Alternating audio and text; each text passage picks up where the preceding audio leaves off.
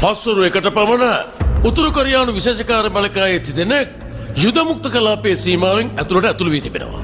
ඔවුන් අපේ 301 වෙනි ආරක්ෂක මුරපොළට පහර දී අපේ සොල්දාදුවන් දෙදෙනෙක්ව අත්අඩංගුවට අරගෙන තියෙනවා. මේ වෙන විටත් ඔවුන් මේ ස්ථානයේ අත්පත් කරගෙන ඒගොල්ලන්ගේ සෙබළු 3 දෙනෙක් කෙවලාද යුද්ධය පටන් ගන්න හදන්නේ. ඒගොල්ලෝ එහෙම කරන්නේ හිතාමතාම යුද මුක්ත කලාපෙදී පළමුවෙන්ම වෙඩි තියෙන කණ්ඩායම ගිවිසුම කඩ කලා වෙනවා. උතුරු කොරියාව කරන්න හදන්නේ අපිව කුපිත කරවලා අපිලව ආයුධ පාවිච්චි කරවන්න. ඉදිරියේදී පවත්වන සාකච්ඡාවලදී ඒක ඒගොල්ලෝ අපිට විරුද්ධව පාවිච්චි කරයි.